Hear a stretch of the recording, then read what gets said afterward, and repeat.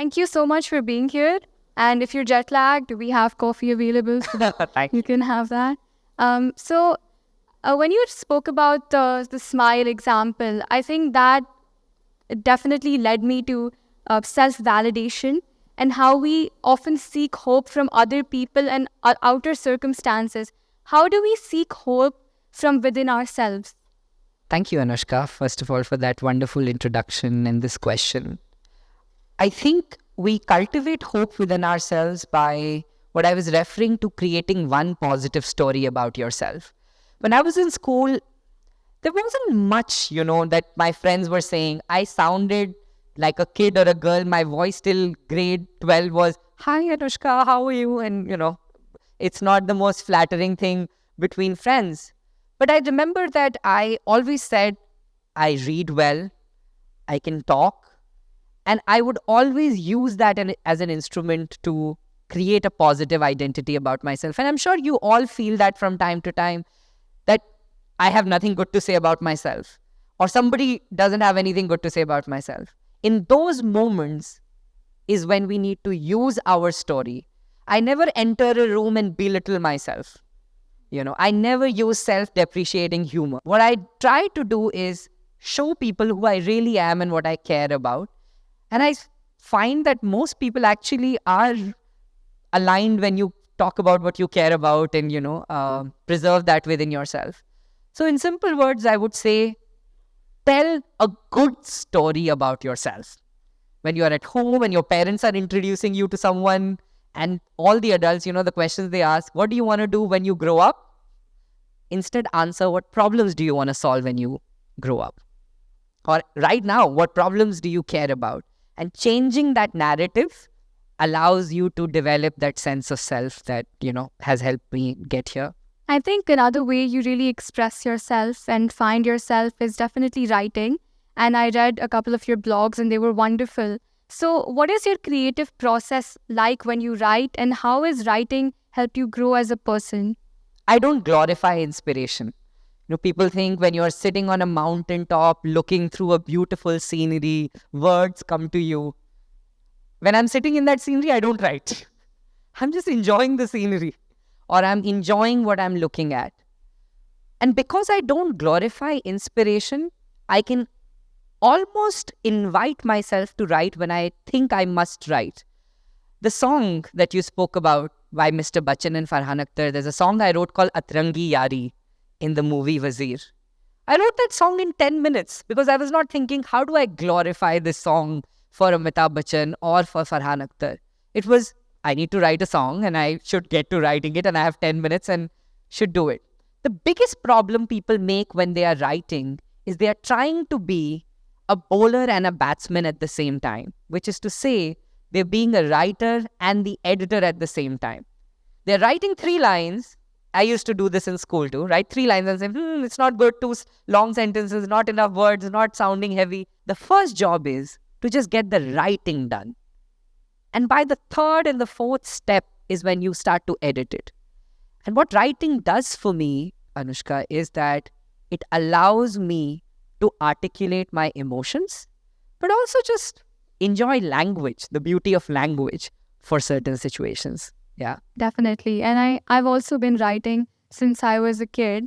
And I do also keep on write 3 lines, edit the whole thing, and then I overthink everything. But I think if we just let ourselves go in the natural flow of our creative process and just write words and then maybe have another person look at it, that could help us express ourselves in the most authentic way possible. Do you feel that when you are writing, is your struggle, I'm trying to think if it is in relation to my struggle. My struggle often is, how do I say all that I'm thinking, but I don't have the right words in certain mode? Do you find that? Yes, definitely. And then I'm frantically searching for synonyms on Google and I can't find anything. But I kind of give it some more thought.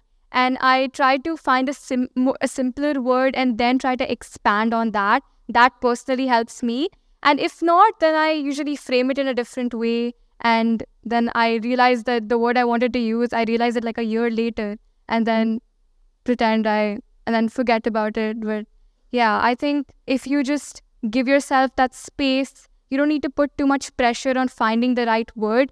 I think you should structure your sentence or what you're trying to say in the most authentic way possible. Whatever you think is bringing out the mood or the emotion that you want to convey to the reader, that's what you should focus on more than big words or finding the right word, I would say. That's a really good advice. And I would say that, we live in a world today of social media, of constant performance, that everybody wants to be a writer. Very few people want to write. And we are caught up between the verb of writing and the noun of being a writer. Or, people confuse it all the way. But the thing is, you don't have to write to share it. You can just write for yourself too.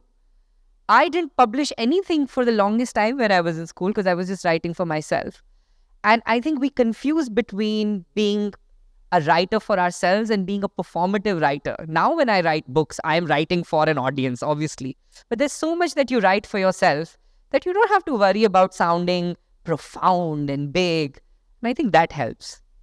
Certainly. Moving on, so you recently graduated from Harvard, as you said. How was that entire experience at Harvard? Did it shape the way you look at things? Because my degree was in education, I had a lot of conversations about what good learning is.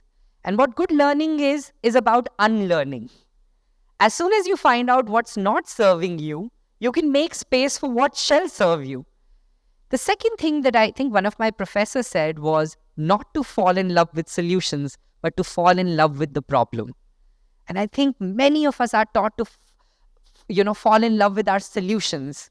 And the moment that solution does not work, we feel disappointed, or we might feel dejected at not being able to scale it up. But if we fall in love with the problem, if we fall in love with the problem of bullying, if we fall in love with the problem of mental health and wisdom, then the solutions are endless. You can keep on inventing and creating. So fall in love with the problem, not the solution, was another key takeaway.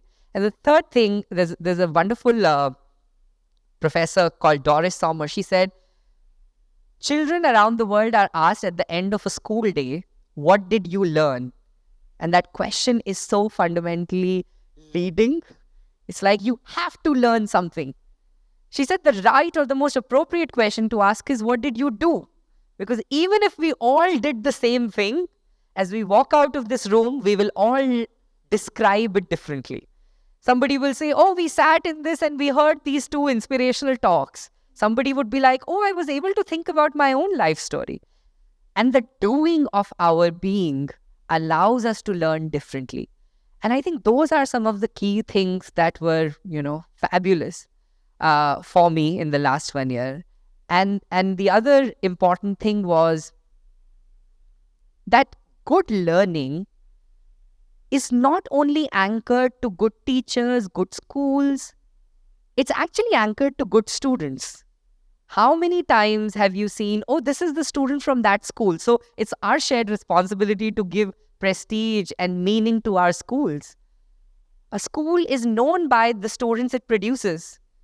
And those stories help people, people conform and people believe that that's a good place to send their children at. So each one of us are ambassadors of the learning environment we are in. And we must do everything to make sure that the privilege we have, and that's why I was saying, right, Bayani, who didn't know till age 11 schools existed, is very different from all of us. But here we are with all of these resources. And what we do with it is going to make our school shine better in so many ways that we cannot even, factor in right now. So one recurring theme that appeared in the speech and the dialogue we're having is perspective. So how has your interactions with a diverse range of communities changed the way you look at inculcating hope in education? There's an example, Anoushka, I'm thinking about, of this guy named Quentin Crisp. He was a British raconteur and author. And he said the way we prepare our children for life is the way we prepare students for a geography exam. It's impossible to learn about the whole world one night before the exam. So at night prior, you take the atlas or the geography book and you flip through the pages and you're like, oh my God, so many countries, so many things going on. And you point to a country, say China, and you learn everything about China and you memorize it. And then you go to school next day for the exam, and obviously in the exam paper, the question is about France. Now you're like, oh, I didn't study about France.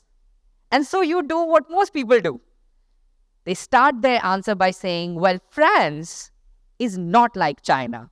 In China, so you do what you came to do, or you say what you need to say. The perspective or the hope, the employment in perspective allows you to not do that, to not use the same answer everywhere and copy paste. It is to absorb and adjust to the circumstances you are in. When I am living in a refugee camp or in a tribe, I'm not expecting the same understanding, the same sense of communication that I am hoping in this room. And having that perspective that people from different walks of life have different value systems, they honor different things differently, gives you the space to listen and honor who they are. If you want everybody to be templatized, if you want everybody to have the same answer that you came prepared with, you're going to be pretty disappointed in the world. I'll give you a very small example. The Project Fuel methodology was adopted by countries around the world, and one of the countries was Belgium. And I was invited to work with school principals in Belgium, in the city of Antwerp. So I was teaching across, and I was always dressed in, a pant and a shirt, and it was fine. And I thought, what if I switch this a little? And I wore a kurta, a pajama, and a shawl, and went to a class full of school heads from Antwerp. And I started singing a happiness song that was taught to me by the happiness monk of Bhutan. And the song is simple. Happiness is here and now. And you'll get to learn it from my team in a minute. And as I started to sing that, wearing my kurta, a very senior head of school stood up and said, I'm not into this Indian guru thing. And let me tell you, this workshop was about perspective and diversity. And I thought, here's a school principal who has absolutely played it to the card, because I wore the kurta, I started with the happiness song to see how many people really care about diversity when it's not somebody in their Western outfit teaching them. And, very soon I realized that school was, that principal didn't last in that school. So what I'm trying to say is, at every step of the way, people will reflect the values they hold and you will come to know of them. I continued with my workshop because I had perspective that, this person was not fit for this session or this methodology or pedagogy. And I could move on to working with 60,000 other students. But that's what perspective does. It allows you to have appetite to still shine when someone calls you the Indian guru thing when you wear a kurta to represent your culture. So, well, that's a wonderful story and a wonderful sentiment. I have a question for you, though. Okay. As I was listening to you talk about your work, two things came to mind. The first was, when I was feeling bullied in grade 5th, 6th, 7th, I only could protect myself and I could not think beyond myself. You have not only created a solution for yourself, but for a larger community. I'm curious, what were the factors that you had at your disposal to think beyond yourself and serve others?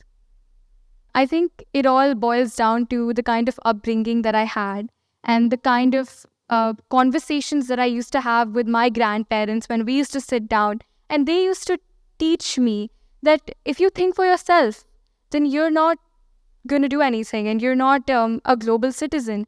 If you not just think for yourself, but think for others. And I think it is in our Indian culture to always put others first, क्योंकि guest भगवान होता है, मेहमान भगवान होता है, and to treat others and put others first.